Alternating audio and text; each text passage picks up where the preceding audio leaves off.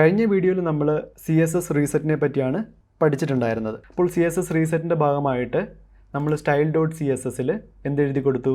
ഒരു margin 0 padding 0 എന്ന് കൊടുത്തു. അപ്പോൾ നമുക്കിപ്പോൾ അറിയാം എന്തുകൊണ്ടാണ് നമ്മൾ മാർജിനും പാഡിങ്ങും 0 ആക്കി വെക്കുന്നത് എന്നുള്ളത്. ഇതിനോടൊപ്പം തന്നെ നമ്മൾ റീസെറ്റ് ചെയ്യേണ്ട മറ്റൊരു പ്രധാനപ്പെട്ട CSS പ്രോപ്പർട്ടി കൂടിയുണ്ട്. ആ ഒരു CSS പ്രോപ്പർട്ടിയെ കുറിച്ചാണ് നമ്മൾ ഇന്ന് പഠിക്കാനായിട്ട് പോകുന്നത്. ആ ഒരു CSS പ്രോപ്പർട്ടിയുടെ പേരാണ് ബോക്സ് സൈസിങ് എന്നുള്ളത്. അപ്പോൾ നമ്മൾ ഇന്ന് ഈ വീഡിയോയിൽ എന്താണ് ബോക്സ് സൈസിങ്ങിൻ്റെ വാല്യൂസ് എന്തൊക്കെയാണ്, എന്തുകൊണ്ടാണ് ബോക്സ് സൈസിങ്ങിനെ ഈ CSS റീസെറ്റിൽ ഉൾപ്പെടുത്തേണ്ടത്, ഈ കാര്യങ്ങളാണ് നമ്മൾ ഈ വീഡിയോയിലൂടെ പഠിക്കുവാൻ പോകുന്നത്. അപ്പോൾ എല്ലാവർക്കും വെബ് ഡയറിയിലേക്ക് സ്വാഗതം. ഇപ്പോൾ നമ്മൾ HTML നോക്കുകയാണെങ്കിൽ നമ്മൾ കഴിഞ്ഞ 2 വീഡിയോയിലും സ്വീകരിച്ച അതേ HTML തന്നെയാണ് നമ്മൾ ഈ വീഡിയോയിലും യൂസ് ചെയ്യുന്നത്. അതായത് നമുക്കൊരു കണ്ടെയ്നർ ഉണ്ട്, ഒരു റാപ്പർ ഉണ്ട്, അതിൽ 3 div ഉണ്ട്. ഓക്കെ, ഇനി നമ്മളിതിൻ്റെ റിസൾട്ട് വന്ന് നോക്കുകയാണെങ്കിൽ ബ്രൗസറിൽ നമുക്ക് കാണാം 3 ബോക്സ്. വേറെ പ്രത്യേകിച്ച് കാര്യങ്ങളൊന്നുമില്ല. അതിനൊരു ബാക്ക്ഗ്രൗണ്ട് കളറുണ്ട്, പാഡിംഗ് ഉണ്ട്, മാർജിനുണ്ട്. അപ്പോൾ ഇതിന് മുമ്പുള്ള 2 വീഡിയോസ് കണ്ടിട്ട് ഈ വീഡിയോ കാണുകയാണെങ്കിൽ നിങ്ങൾക്ക് കുറച്ചുകൂടി കാര്യങ്ങൾ വ്യക്തമായിട്ട് മനസ്സിലാവും. അപ്പോൾ ബോക്സ് സൈസിങ്ങിനെ കുറിച്ച് സംസാരിക്കുമ്പോൾ നിങ്ങൾ ആദ്യം മനസ്സിലാക്കേണ്ടത് എന്താണ് ഈ ബോക്സ് സൈസിങ് എന്ന് പറയുന്ന വേർഡ് അല്ലേ. അപ്പോൾ നമുക്കറിയാം HTMLൽ നമ്മൾ ഏതൊരു ടാഗ് എഴുതി കൊടുത്താലും അത് ബ്രൗസറിൽ ഡിസ്പ്ലേ ചെയ്യുന്നത് ഒരു ബോക്സ് ടൈപ്പിലായിരിക്കും. ഇതൊരു ബോക്സ് അല്ലേ, ഇതൊരു ബോക്സാണ്, ഇതൊരു ബോക്സാണ്, ഇതൊരു ബോക്സാണ്. അപ്പോൾ നിങ്ങൾക്ക് പറയാം അതിനൊരു ബാക്ക്ഗ്രൗണ്ട് കളറൊക്കെ ഉള്ളത് കൊണ്ടാണ് അത് ബോക്സ് ടൈപ്പിൽ കാണുന്നതെന്നുള്ളത്.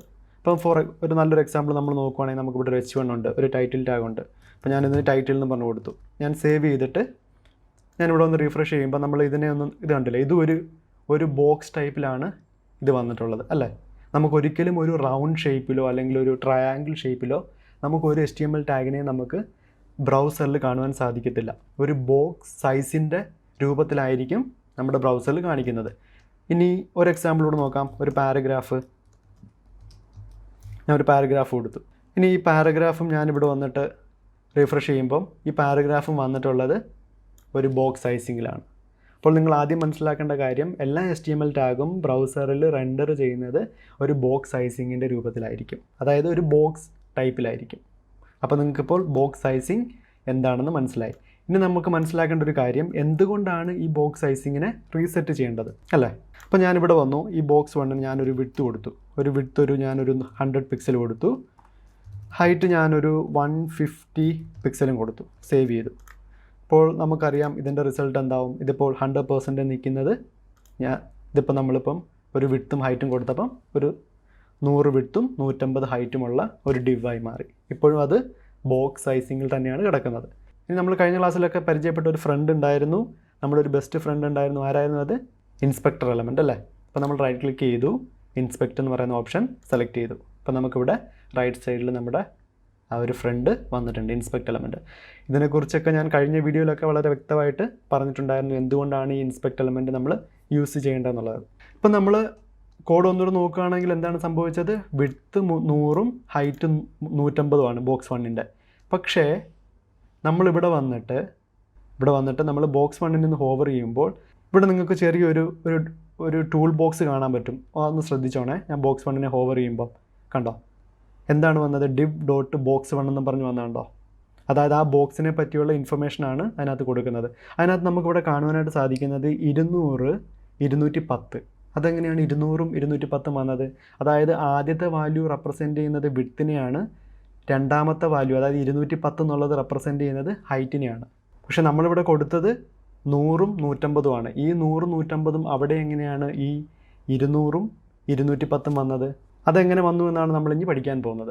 അതായത് നമ്മളിവിടെ മാർജിനും പാഡിങ്ങും റീസെറ്റ് ചെയ്യാനുള്ള ഒരു മെയിൻ കാരണം എന്ന് പറയുന്നത്, നമ്മൾ കൊടുക്കാതെ തന്നെ ഒരു സ്പേസിങ് ഈ ഡിവിൻ്റെ ഇടയ്ക്ക് വന്നപ്പോഴാണ് നമ്മളത് റീസെറ്റ് ചെയ്ത് 0 ആക്കി കൊടുത്തത് അല്ലേ. അതിനുശേഷം നമ്മൾ മാർജിനും പാഡിങ്ങും നമ്മൾ തന്നെ സെറ്റ് ചെയ്ത് കൊടുത്തു. അപ്പോൾ അതുപോലെ തന്നെയാണ് CSSൻ്റെ ഈ ബോക്സ് സൈസിങ് എന്ന് പറയുന്ന ഒരു പ്രോപ്പർട്ടി. ബോക്സ് സൈസിങ്ങിന് പ്രധാനമായിട്ടും 2 വാല്യൂ ആണ് ഉള്ളത്. ഒന്ന് box sizing, content box. By default box sizing എന്തായിരിക്കും? കണ്ടൻറ്റ് ബോക്സ് ആയിരിക്കും. അതായത് നമ്മൾ എഴുതി കൊടുത്താലും എഴുതി കൊടുത്തില്ലേലും, ഈ ഒരു CSS പ്രോപ്പർട്ടി നമ്മൾ എഴുതി കൊടുത്താലും എഴുതി കൊടുത്തില്ലേലും എല്ലാ HTML എലമെൻറ്റ്സിനും ബോക്സ് സൈസിങ് എന്നുള്ളത് കണ്ടൻറ്റ് ബോക്സ് ആയിരിക്കും. ഈ കണ്ടൻറ്റ് ബോക്സ് വരുന്നത് കൊണ്ടാണ് ഇവിടെ എന്തായത്, നമ്മൾ 100 150 കൊടുത്തപ്പോൾ ഇവിടെ 200 210 വന്നത്. അതെങ്ങനെയാണെന്ന് വെച്ചാൽ നമ്മളിനി ഈ ഒരു ചാർട്ടിലേക്ക് വരികയാണെങ്കിൽ നിങ്ങൾക്കിപ്പോൾ പലർക്കും ഈ ഒരു ചാർട്ടിനെ പറ്റി നല്ല ബോധ്യമുണ്ട്. ഓക്കെ, അപ്പോൾ നമ്മൾ ഈ നടുക്കത്തെ നമ്മൾ 100 150 നോക്കുകയാണെങ്കിൽ എന്താണ് ഈ 100 150 എന്ന് പറയുന്നതാണ് നമ്മൾ കൊടുത്ത വാല്യൂ. 100 വിഡ്ത്തും ഹൈറ്റ് 150. അതിന് മുകളിൽ എന്തുണ്ട്? പാഡിങ് ടോപ്പ് 30 ഉണ്ട്, പാഡിങ് ബോട്ടം 30 ഉണ്ട്, പാഡിങ് ലെഫ്റ്റ് 50 ഉണ്ട്, പാഡിങ് റൈറ്റ് 50 ഉണ്ട്. അതിന് മുകളിൽ ബോർഡർ ഉണ്ട്, അതിന് മുകളിൽ മാർജിൻ ഉണ്ട്. അപ്പം ഞാൻ ആദ്യത്തെ മാർജിൻ വേഴ്സസ് പാഡിങ് എന്ന് പറയുന്ന ട്യൂട്ടോറിയലിൽ ഞാൻ പറഞ്ഞൊരു കാര്യം ഉണ്ടായിരുന്നു. അതായത് ഏതൊരു ഡിവിനും നമ്മൾ പാഡിങ് ആഡ് ചെയ്യുകയാണെങ്കിൽ അതിൻ്റെ ഹൈറ്റ് ഓട്ടോമാറ്റിക്കായിട്ട് കൂടും. നമുക്കിപ്പോൾ അറിയേണ്ടത് എങ്ങനെയാണ് ഈ ബോക്സിൻ്റെ വിഡ്ത്തും ഹൈറ്റും കൂടിയെന്നുള്ളതാണ്. ഇപ്പോൾ ബോക്സ് 1ൻ്റെ വിഡ്ത്തും ഹൈറ്റ് എന്ന് പറയുന്നത് 100ഉം 150ഉം ആണ്. പക്ഷേ അതിന് പാഡിങ് 30ഉം 50ഉം ഉണ്ട്. അപ്പോൾ അതുകൂടി എന്ത് ചെയ്യണം?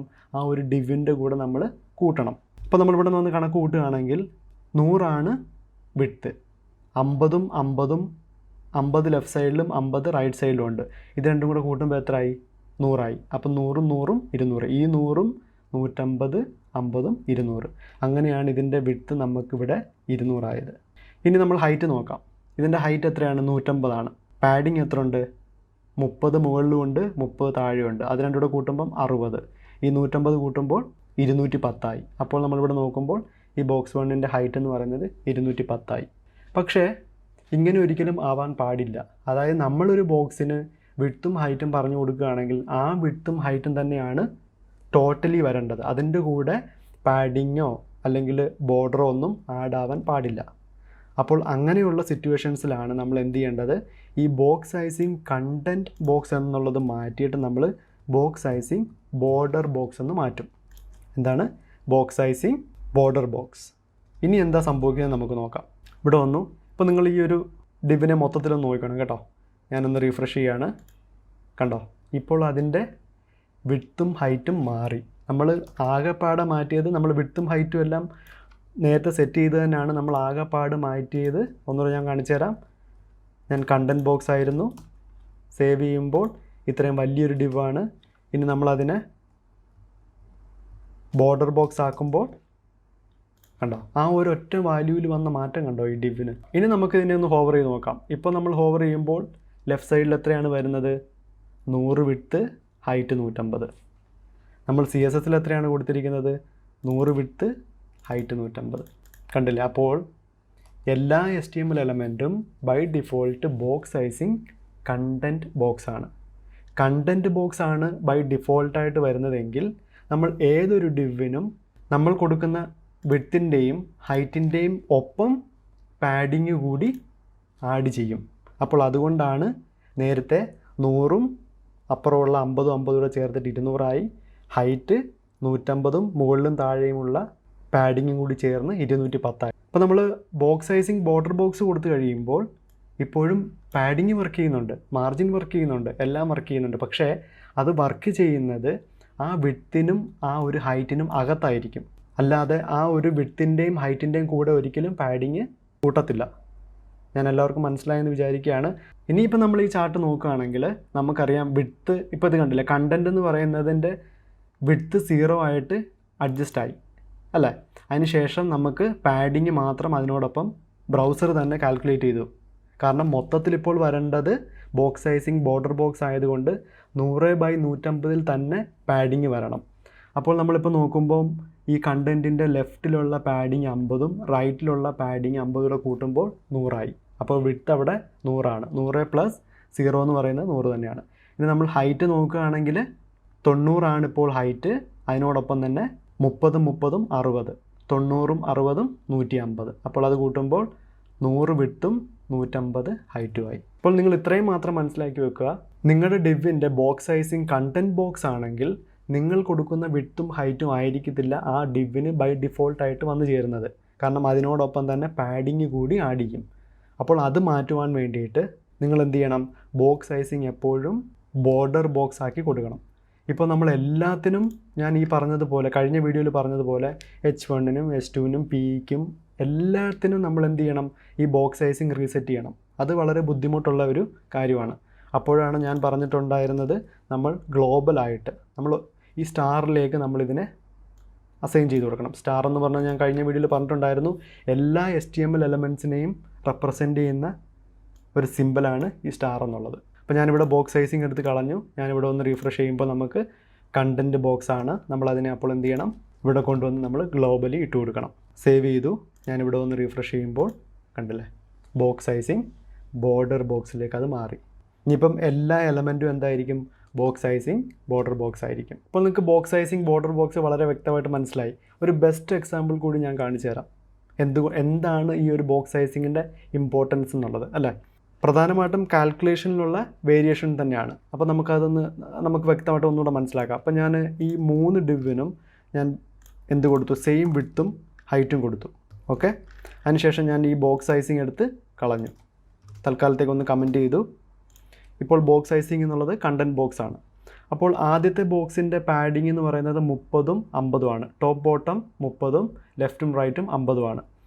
രണ്ടാമത്തെ ബോക്സിൻ്റെ പാഡിങ് എന്ന് പറയുന്നത് ടോട്ടലി 30 ആണ്, അതായത് 4 വാല്യൂ 30 ആണ്. ഇനി മൂന്നാമത്തെ ബോക്സിൻ്റെ പാഡിങ് നമുക്ക് 4 വാല്യൂ നമുക്ക് 50 കൊടുത്തു. ഓക്കെ, ഇനി നമുക്കിതിൻ്റെ ഒരു റിസൾട്ട് നോക്കാം. കണ്ടില്ലേ, 3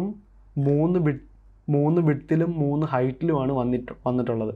പക്ഷേ നമ്മൾ 3നും കൊടുത്തിരിക്കുന്നത് ഒരേ വിഡ്ത്തും ഹൈറ്റുമാണ്. CSSൽ നമ്മൾ 3നും കൊടുത്തിട്ടുള്ളത് 100, 150, 100, 150, 100, 150 തന്നെയാണ് അല്ലേ.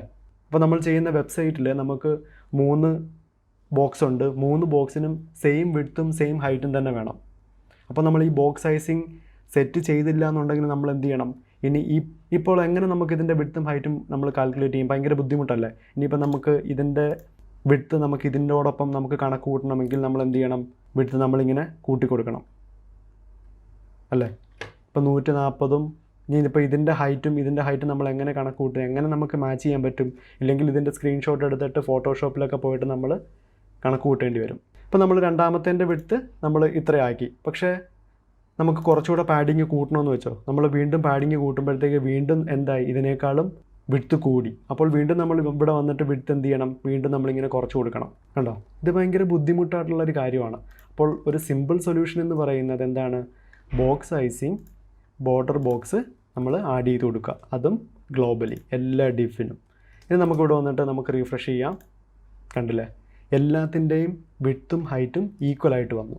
അപ്പോൾ ഈ വീഡിയോ എല്ലാവർക്കും ഇഷ്ടപ്പെട്ടു എന്ന് ഞാൻ മനസ്സിലാക്കുകയാണ്. ബോക്സ് സൈസിങ് വളരെ ഇമ്പോർട്ടൻ്റ് ആയിട്ടുള്ളൊരു കാര്യമാണ്. അപ്പോൾ നമ്മളിവിടെ CSS റീസെറ്റ് എന്ന് പറയുന്ന ഒരു സെഷൻ കൂടി കംപ്ലീറ്റ് ആയിരിക്കുകയാണ്. അപ്പോൾ എന്തെങ്കിലും സംശയങ്ങളോ കാര്യങ്ങളോ ഒക്കെ ഉണ്ടെങ്കിൽ നിങ്ങൾ താഴെ കമൻറ്റ് ബോക്സിൽ രേഖപ്പെടുത്തുക. അപ്പോൾ ഈ വീഡിയോ ഇഷ്ടപ്പെട്ടു എന്നുണ്ടെങ്കിൽ തീർച്ചയായിട്ടും നിങ്ങൾ ലൈക്ക് ചെയ്യുക. പിന്നീട് വെബ് ഡിസൈൻ പഠിക്കാൻ താല്പര്യമുള്ളവർക്ക് വേണ്ടിയിട്ട് നമ്മുടെ ചാനലൊന്ന് റെക്കമെൻഡ് ചെയ്യുക. അപ്പോൾ മറ്റൊരു വീഡിയോ ആയിട്ട് വീണ്ടും കാണാം. അതുവരെ ബൈ.